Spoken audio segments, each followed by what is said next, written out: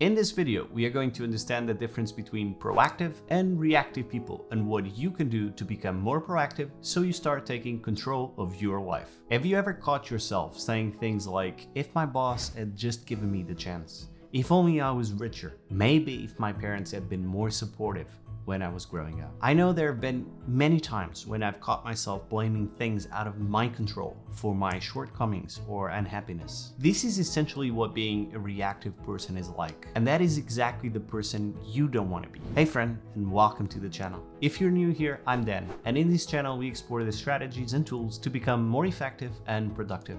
And if you're anything like me and you're always eager to learn more about productivity and performance, please consider subscribing to the channel. And now let's continue with this video. Being proactive and taking control is the first step to becoming a more effective and independent person. Without the acceptance that you are in control of your own life, there is no way in which you can start to improve it. Some of the key ideas that we'll talk about that help you be more proactive are the ideas of using proactive language, taking responsibility, and the concept of the circle of influence and the circle of concern, and which circle you should operate in. So if any of the sections seems particularly interesting to you, feel free to skip forward to that section. But for now, let's start with a broader understanding of the difference between proactive people and reactive people. The nature of life is such that every day we are faced with a lot of variables. On some days, the weather is just right for a jog. On others, it's just the right excuse to stay in bed. On some days, your boss might be good to you. On others, you could swear he was out to get you. The difference between a proactive person and a reactive one is how they deal with these variables. Reactive people are driven by feelings, by circumstances, by conditions, by their environment. Proactive people, on the other hand, are driven by values. Carefully thought about, selected, and internalized values. When you are proactive, you're always on the lookout for opportunity. For example, if one day it rains and you had planned to go out for a jog, you won't blame the weather for not exercising. And instead, you choose to do an indoor workout for that day. Even at work, proactive people are the ones who look out for new opportunities and not just wait for tasks to be given to them. Whereas reactive people will bitterly throw around statements like, I could have done the job better, but I wasn't given the promotion. In other words, it is the difference between someone with a can-do attitude and someone with a no-can-do attitude. The no-can-do people, the reactive, are the ones who simply let life happen to them. And when life doesn't have the same plans as theirs, they complain and start to see everything as a problem. And in contrast, the can-do people, the proactive, take initiative. They are the ones that think about solutions and other options when faced with a problem. They are creative and persistent. Proactive people are the ones who act rather than being acted upon. An obvious way in which you can tell the difference between a proactive and a reactive person is by paying attention to the language, to the way that they speak. So let's talk about that difference and how you can use proactive language and program yourself to think in a more can-do way. A serious problem with reactive language is that it becomes a self-fulfilling prophecy. When you use such language, you're admitting that you don't have control over your own life. Not only it is an easy way to let go of responsibility for what happens, but as a consequence, you are also letting go of the power you have over your own actions. So when you say things like, I can't complete this task because I don't have time, what you're really doing is allowing yourself to be controlled by an external factor. And in this case, that's the number of hours in a day. Or when you say something like, I have to do this thing that I don't like, what you're saying is that you're letting circumstances or other people control what you do. You are not choosing what you do. The way you talk is a reflection of the way you think, and vice versa. What you say reinforces what you think.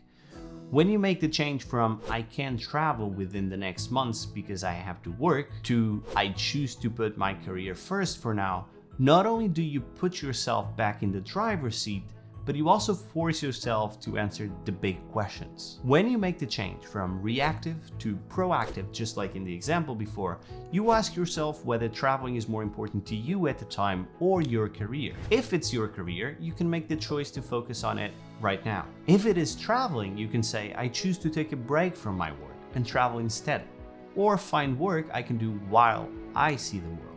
So here's what you should do. Next time you find yourself telling a friend, or even just yourself, that you can't do something because your work won't allow you to, stop and rephrase it. When you do this, ask yourself if it's really impossible for you to do whatever it is that you wanted to, or if you are making a deliberate choice. Changing the way you speak can be your stepping stone to take control of your life. This eventually helps you change your thinking process. Another thing that changing your language forces you to do is take responsibility. And this is the idea we'll be discussing in the next part, taking responsibility.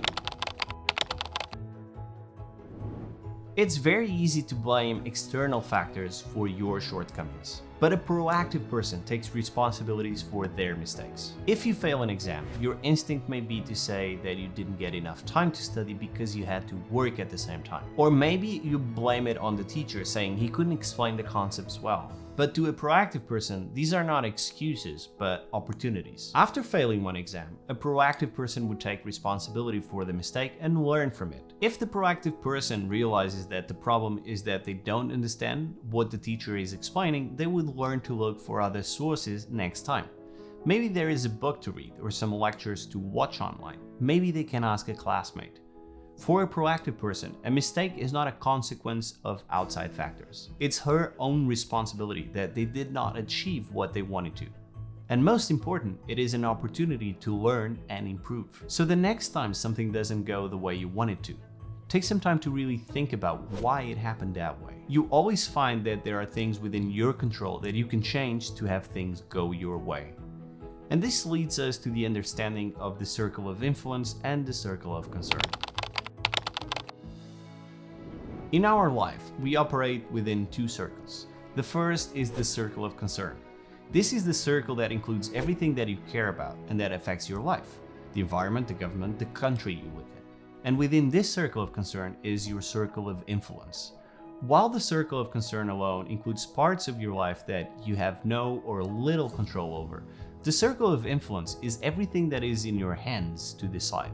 This circle includes your attitude, your choices, and your responses to what happens to you. Reactive people focus on their circle of concern more than the circle of influence. By thinking constantly of the things that are out of their control, they waste their time and energy. Proactive people focus on their circle of influence. By making the most of the things that they do have control of, they increase their effectiveness. By knowing what you can control and focusing on those parts of your life, you experience a certain level of inner peace.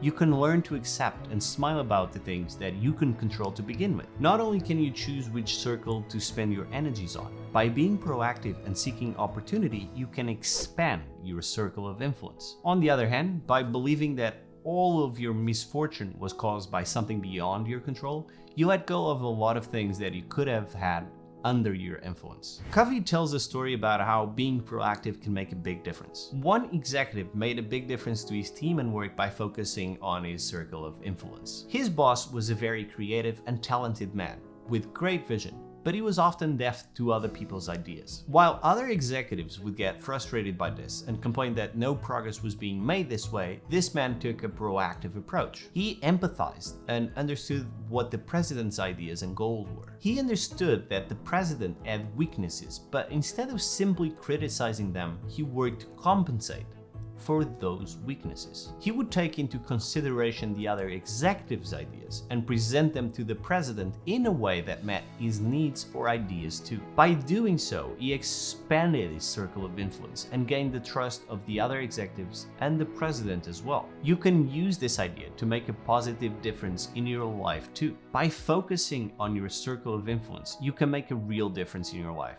You attain inner peace, and eventually your circle of influence expands and you become more and more proactive in your life.